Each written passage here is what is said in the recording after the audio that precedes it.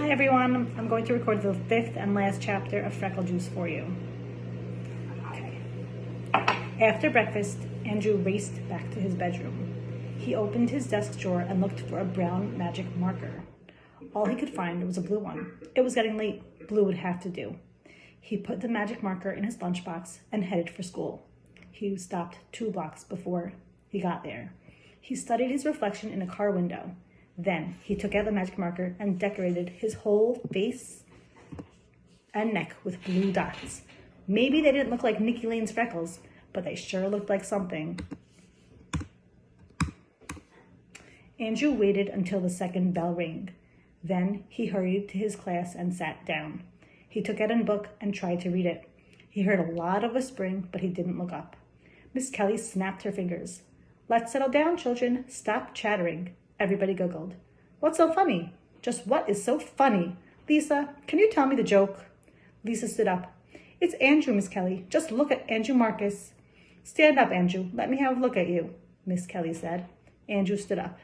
"Good heavens, Andrew. What have you done to yourself?"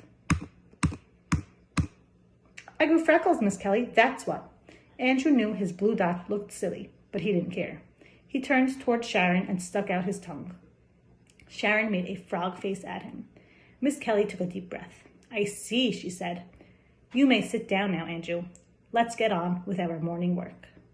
At recess, Nikki Lane turned around and said, "Who ever heard of blue freckles?" Andrew didn't answer him. He sat in class all day with his blue freckles. A couple of times, Miss Kelly looked at him kind of funny, but she didn't say anything. Then, at 2 o'clock, she called him to her desk. "Andrew," Miss Kelly said, "how would you like to use my secret formula for removing freckles?" Her voice was low, but not so low that the class couldn't hear. "For free?" Andrew asked. "Oh, yes," Miss Kelly said, "for free." Andrew scratched his head and thought it over. Miss Kelly took a small package out of her desk. She handed it to Andrew. "Now, don't open this until you get to the boys' room. Remember, it's a secret formula, okay?" "Okay," Andrew said. He wanted to run to the boys' room, but he knew the rules. No running in the halls. So he walked as fast as he could. He couldn't wait to see what was in the package. Could there really be such a thing as freckle remover? As soon as he was inside the boys' room, he unwrapped the package. There was a note. Andrew read it. It said, "Turn on water. Wet magic freckle remover and rub into face. Rinse. If magic freckle remover does not work first time, try again. 3 times should do the job. Miss Kelly." Ha! Miss Kelly knew. She knew all the time. She knew his freckles weren't really freckles. But she didn't tell. Andrew followed Miss Kelly's directions. The magic freckle remover formula smelled like lemons. Andrew had to use it 4 times to get his freckles off. Then he wrapped it up and walked back to his classroom. Miss Kelly smiled. "Well, Andrew, I see it worked." "Yes, Miss Kelly, it sure did." "You look fine now, Andrew. You know, I think you're a very handsome boy without freckles." "You do?"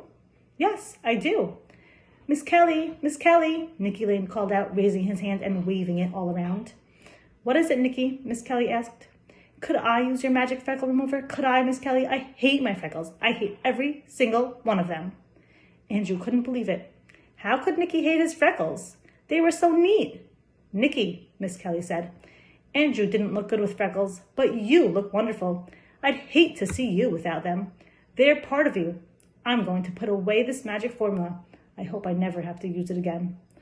Well, Andrew thought, she'd never have to use it on him. He was through with freckles. When the class lined up to go home, Andrew heard Sharon whisper to Nikki, "I know how to get rid of them." "Get rid of what?" Nikki asked. "Your freckles." "You do?" "Sure. The secret recipe for removing freckles has been in my family for years. That's how come none of us have any. I'll sell it to you for 50 cents. Then Sharon walked up alongside Andrew. Before Andrew could say a word, Sharon made a super duper frog face just for him. The end. Hope you enjoyed the story.